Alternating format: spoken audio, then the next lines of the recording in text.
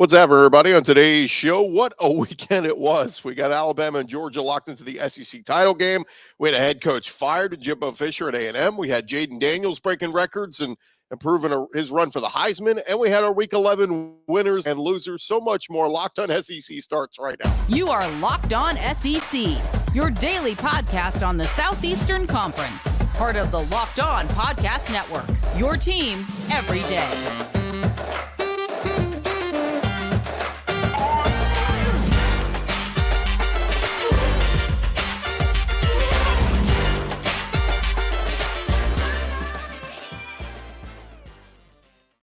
What's happening, everybody? Welcome into the Locked On SEC. It's great to have you guys along. Download the Game Time app, create an account, and use our promo code Locked On College for $20 off your first purchase on the Game Time app. I'm Chris Gordy.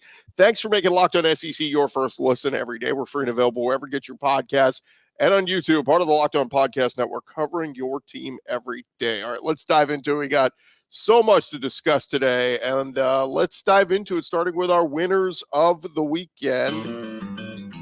And we start with Georgia and Alabama. They're our winners of the weekend. The SEC championship game is officially set after the Week 11 games, which we'll get into in a second. But Alabama clinches their spot by winning the SEC West, winning big at Kentucky.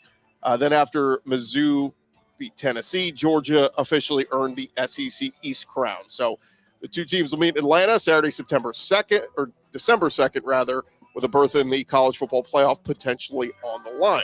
Could it be two spots? We'll see.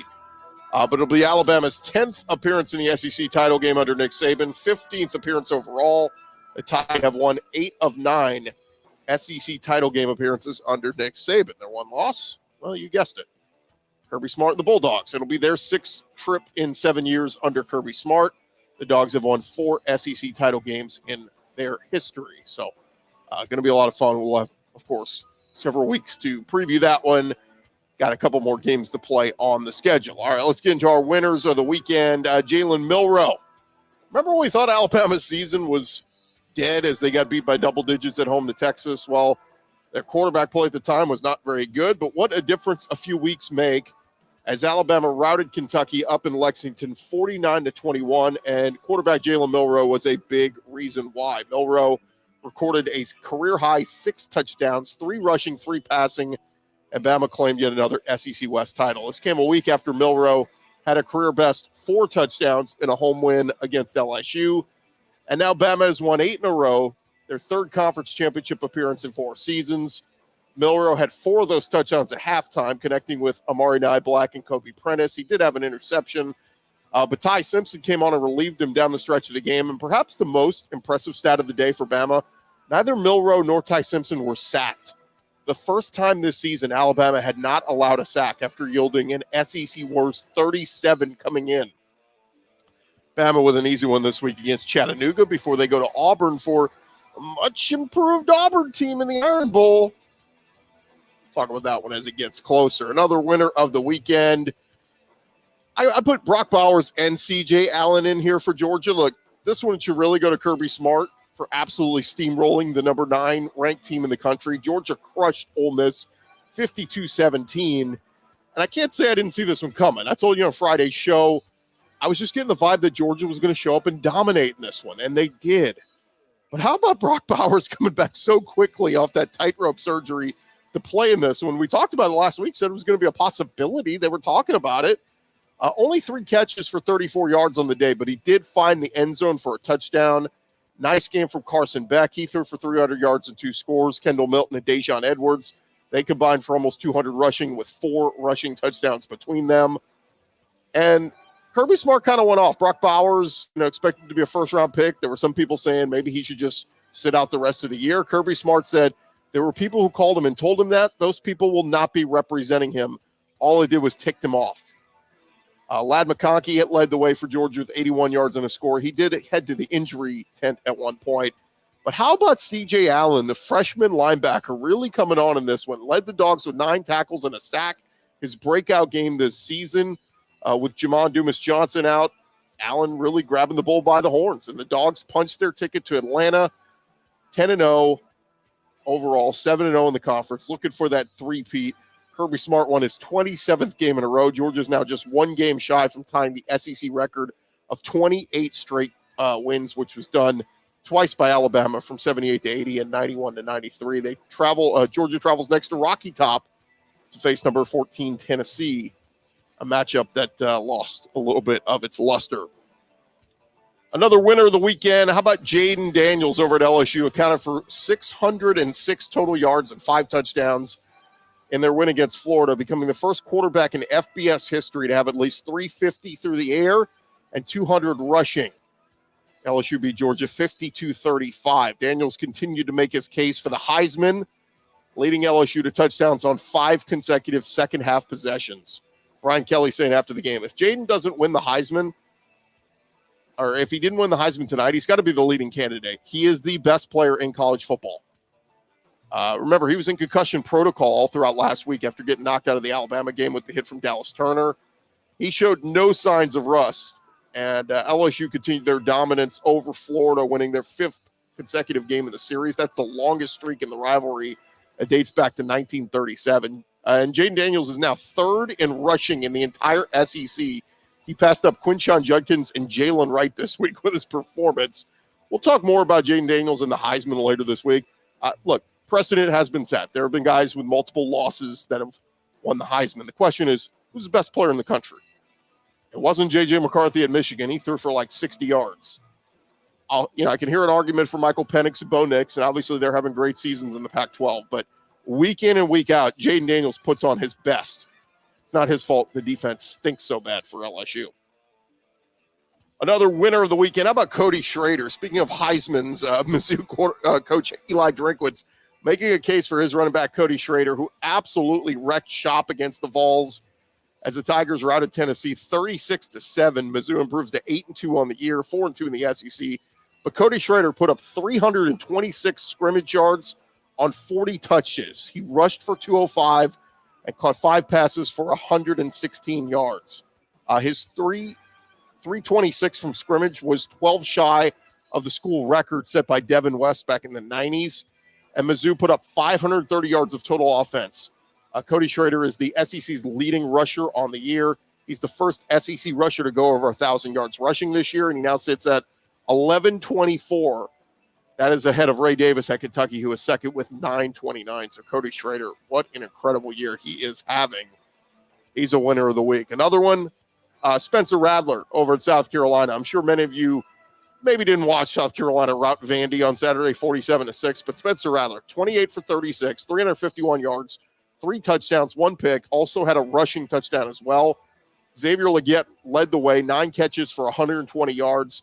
He became the 5th South Carolina receiver ever to surpass 1,000 yards in a season.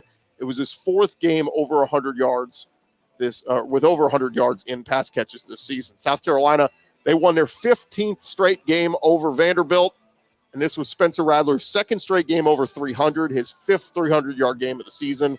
He's connecting on over 70% of his passes despite a subpar offensive line.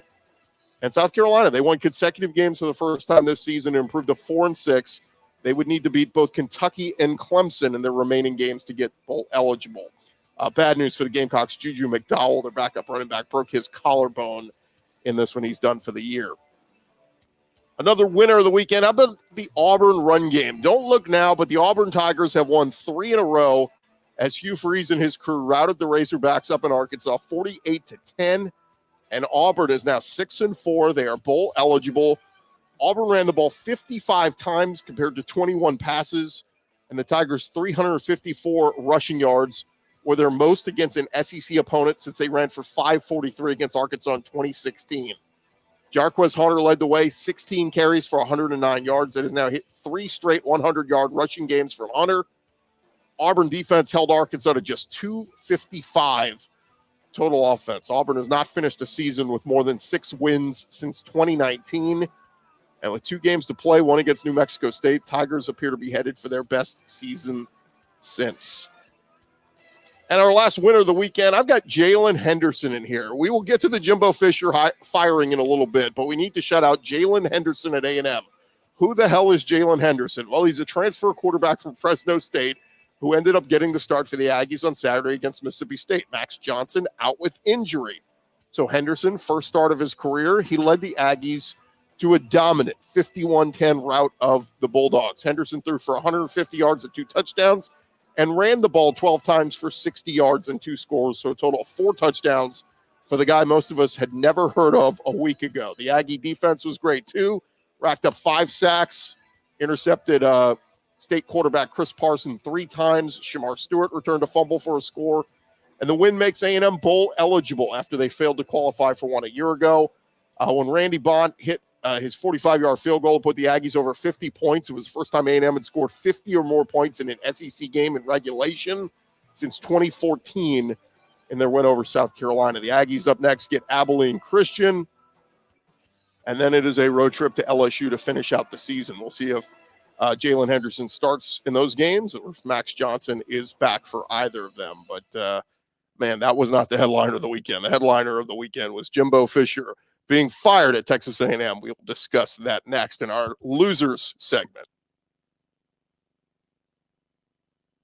This episode presented to you by our friends over at the Game Time app. Look, you shouldn't have to worry when you're buying tickets to the next big event. Game Time is the fast and easy way for you to buy tickets to all your favorite sporting events. They got killer last-minute deals, all-in prices, views from your seat, and their best price guarantee. Game Time's taken the guesswork out of buying tickets. They are obsessed with finding ways for you to help save money on tickets. They have deals on tickets right up to the start of the event and even an hour after it starts. It is the place to find last-minute seats. I've seen a lot of you telling me, you'll be at a tailgate and you'll pull up the app and you don't have tickets for the game. You might just want to be hanging out at the tailgate, but let me see if the price went down. Boom.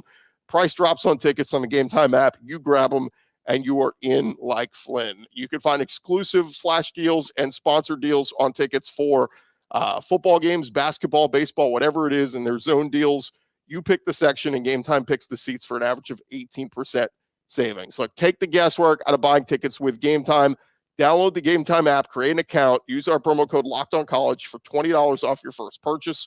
Terms apply. Again, create an account, redeem our code LOCKEDONCollege, get $20 off. Download Game Time today. Last minute tickets, lowest price guaranteed.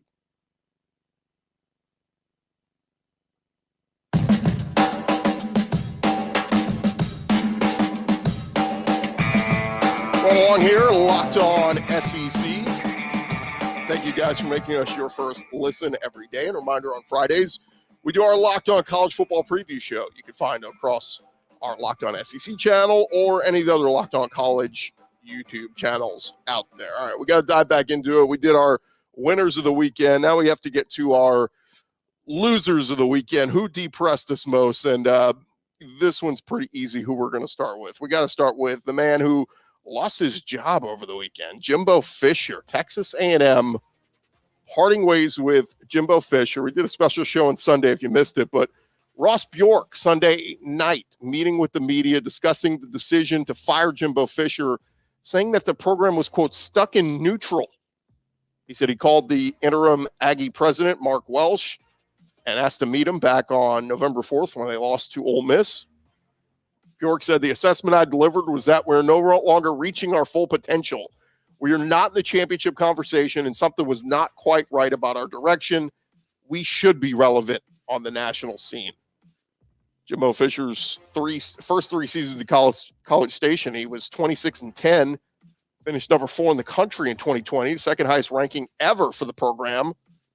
But over the past 3 years, A&M 19-15, including an active 9-game road losing streak that is tied for the program's longest since the AP poll began back in 1936. Jimbo had recruited well, his first full recruiting class of 2019. A&M has signed 70 of ESPN's top 300 players, the 4th most in FBS in that time, behind Alabama, Georgia, and Ohio State. All 3 of those have played for national championships. The Aggies have not. They did sign the number 1 class in 2022. Didn't seem to work out for him. And Fisher's tenure ends at A&M with a 45-25 overall record over 6 seasons. No appearances in the SEC title game. No SEC West titles. Ross Bjork said he and the school president met with Jimbo Fisher just before 9 a.m. on Sunday morning at Kyle Field and notified him of the change. Defensive line coach Elijah Robinson is going to serve as the interim coach for their final couple of games. Bobby Petrino will still be the OC. DJ Durkin will still be the DC. And Jimbo Fisher's dismissal expected to cost the school more than $76 million to buy out his contract. According to the contract, he is owed $19.2 million within 60 days and then $7.2 annually through 2031. There is no offset to those payments. It must be made. And the annual payments start 120 days following termination. It is nearly the triple the highest known coaching buyout at a public school. Gus Malzahn was the one that caught everybody's eye a couple years ago. This makes that one look like child's play. Ross Bjork going on to say the AD and the 12th Man Foundation, the athletic department, the 12th Man Foundation, they will be responsible for covering the costs of the buyout. Bjork saying the ingredients for a championship are here. Aggies want to do it the right way, and we deserve excellence in everything we do. Onward we go. Ross Bjork, of course, been in College Station 5 years. He said this will not deter in their goals of making the Aggies a national title contender. So who's going to replace Jimbo Fisher? Pete Thamel has a list of names. Here's at the top. Who's at the top of his list? Ole Miss's Lane Kiffin, Duke's Mike Elko, Florida State's Mike Norvell, Oregon's Dan Lanning, UTSA's Jeff Traylor, Chris Kleiman, Kalen DeBoer, Cliff Kingsbury, who's now the USC quarterbacks coach.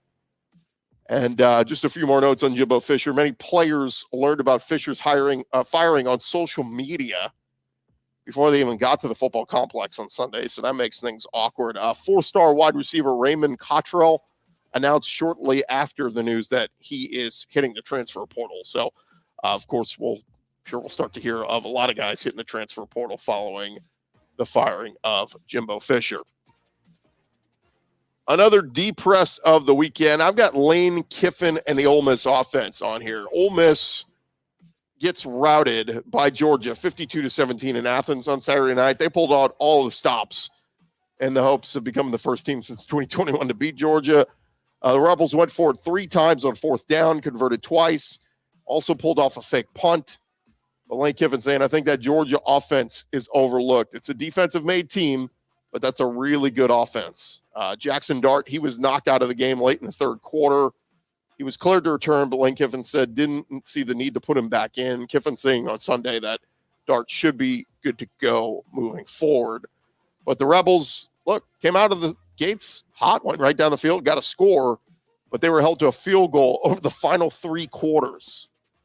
Jackson Dart threw for just 112 and a pick, and the defense just looked helpless against that Georgia offense.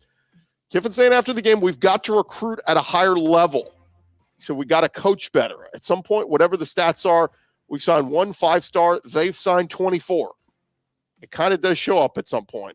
We would have to recruit at a better level, do a better job of recruiting. The Rebels, they've not been poor in recruiting under Lane Kiffin. They've just not been on that elite level that Georgia has been on.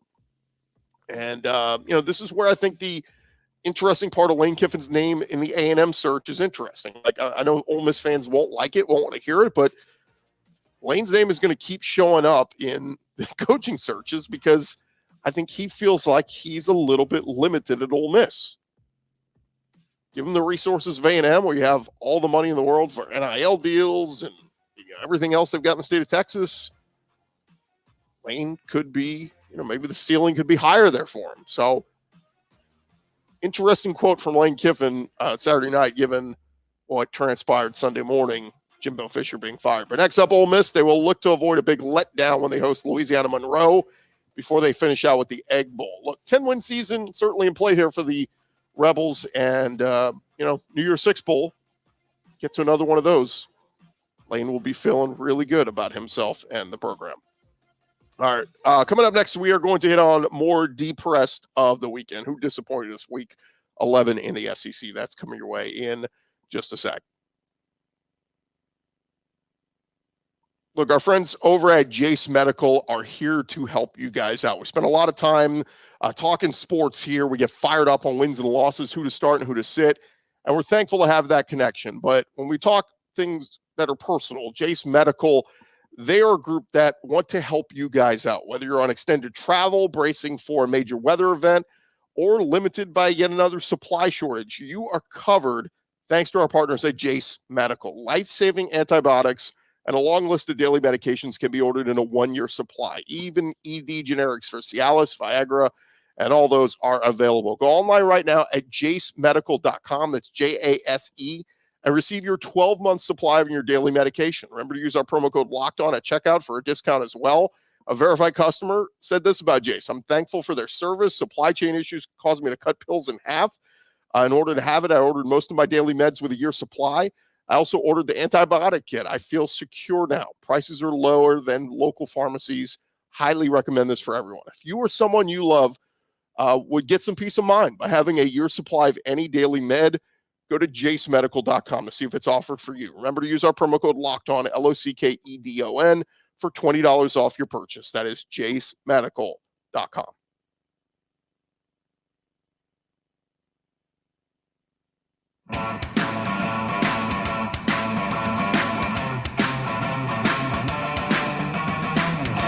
All right, continuing on here, Locked On SEC. Thank you guys so much for making us your first listen every day. And we've been hitting on our depress of the weekend. And, look, there were a lot of people who depressed us this weekend, and probably none more than, Jimbo Fisher getting fired and getting $76 million to go away. But some other coaches taking L's. How about Billy Napier at Florida?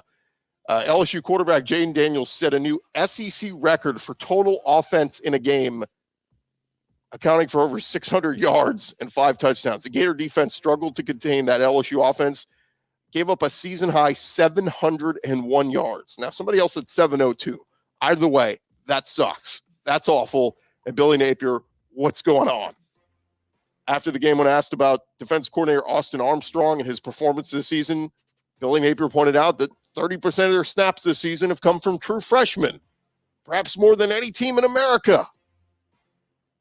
Gators dropped to 5-5 on the season, 3-4 in the SEC. They still need to win one of their last 2 at Mizzou and versus Florida State to get to bowl eligibility. Not been a good year 2 for Billy Napier. That's a problem. But man, there's been some bad ones. The loss to Arkansas a week ago was bad. And look, they were double-digit underdogs to LSU. They actually performed pretty well offensively. They were in this game into the fourth quarter, but giving up 700 yards, an SEC record, not what you want to be doing there, Billy Napier. Quick tip of the cap to Graham Mertz. Of course, he wears the same number as former Heisman winner Tim Tebow. Graham Mertz broke Tebow's school record of consecutive passes without an interception, thrown with 204 attempts on the Gators' first drive of the second half against LSU. So Graham Mertz got that going for him. All right, another depressed of the weekend. I got to go with, how about Tennessee here? Their run game, one of the best in the country, and they were one of the best in the SEC, just got stymied up and come on Saturday, being held to just 82 net yards rushing on 23 carries. Joe Milton led the way with 36 yards. Jalen Wright, one of their top running backs in the SEC, he had just 7 carries for 22 yards. Dylan Sampson had 20 yards. Jabari Small had 5. I mean, Mizzou just took it away. The Vols love to run plays quick and be high octane. Well, Mizzou kept forcing them into quick punts. And then the Tennessee defense got tired after Mizzou's offense just kept having long stretches on the field. And then, all the problems mixed in. Joe Milton had a fumble or lost a fumble. Jalen Wright lost a fumble. Joe Milton threw a pick 6 late in the game. I mean, everything that could go wrong for Tennessee did. And they'll look back at that momentum-changing field goal they allowed just before halftime. Too many mental mistakes throughout the second half. They were penalized 9 times for 95 yards. And they got to regroup quickly because they take on Georgia this weekend at Neyland Stadium. It's going to be a fun, rocking atmosphere. The crowd is going to be hyped up, but Josh Heupel and his players need to wipe the slate clean and get back at it. Another depressed of the weekend, Sam Pittman, Arkansas, getting crushed at home by a rebuilding Auburn team, 48-10. And the Hogs dropped to 3-7 overall, 1-6 in the SEC. And their loss eliminated the Razorbacks from any chance of postseason play. It also forced Arkansas to win its season finale against Mizzou in order to avoid their fourth one-win or fewer season in SEC play since 2013. In that time, only Vanderbilt has a worse in-conference record. An Arkansas season just went from disappointment to disaster in a hurry. Razorbacks had earned bowl berths in each of Sam Pittman's previous 3 seasons, but the hiring of Dan Enos led them astray. They had to fire him, and Sam Pittman very much on the hot seat. There are some reports out there over the weekend that perhaps the decision's already been made. That when the season ends, they will announce Sam Pittman, they're going a different direction. But Sam Pittman saying after the game Saturday night, he's not concerned about his job security because of the relationship he has with his players on the team. I mean, that sounds good and all, Pittman, but at the end of the day, you're measured by wins and losses. Graduation rate and players loving you, that's part of it too. You love that, but the boosters and the big money people, they want W's. Another deep press of the weekend. How about the Kentucky defense? Wildcats were never in this one against Alabama after being outgained 444 to 253. They did force 2 takeaways and mounted a couple of scoring drives, but Mark Stoops said we did not get off to a very good start, and we just didn't get much better. Bama put up, like we said, 444 of offense. They were 7 of 11 on third downs. They averaged 11.5 yards per pass. 0 sacks from the Kentucky defense in this one. Just could not get to Jalen Milroe. Allowed 7 touchdowns in the game. Offensively, Ray Davis, he had just 26 yards on 12 carries. That's one of the leading rushers in the SEC. He got shut down. Devin Leary, just 17 of 31 for 158 yards with a touchdown and an INT. At Kentucky, they sit at 6-4 overall with road trips to finish out the season at South Carolina and at Louisville. Not going to be easy to finish this season off. 7-5, I'm sure they would take. 6-6 would be very disappointing for Kentucky.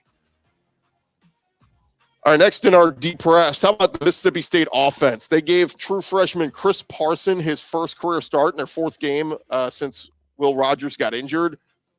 But they ended up having to go back to Mike Wright because Chris Parson was so bad.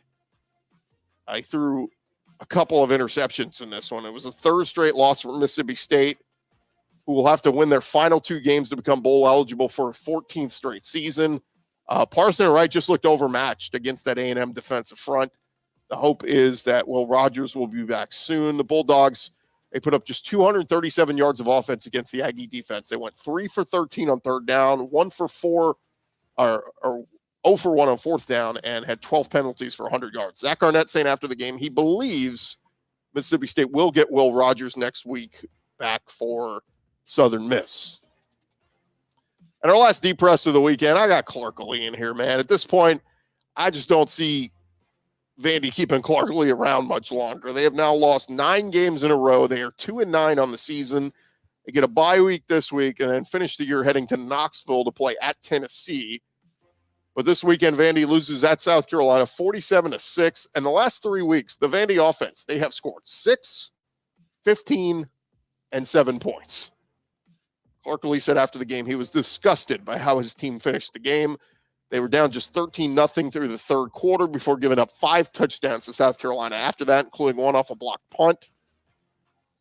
Clark Lee saying just a really disappointing effort with that finish. Disgusted with the way this team finished the game. There's ownership all the way around for that.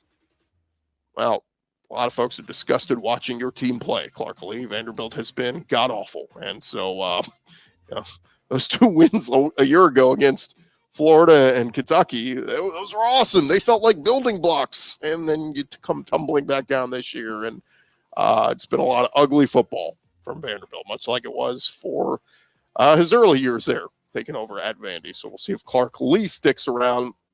And of course, we'll talk about all this week, but some hot seat talk. We know Jimbo's out at A&M. Sam Pittman very much on the hot seat at Arkansas. We'll see what Vandy decides to do with Clark Lee.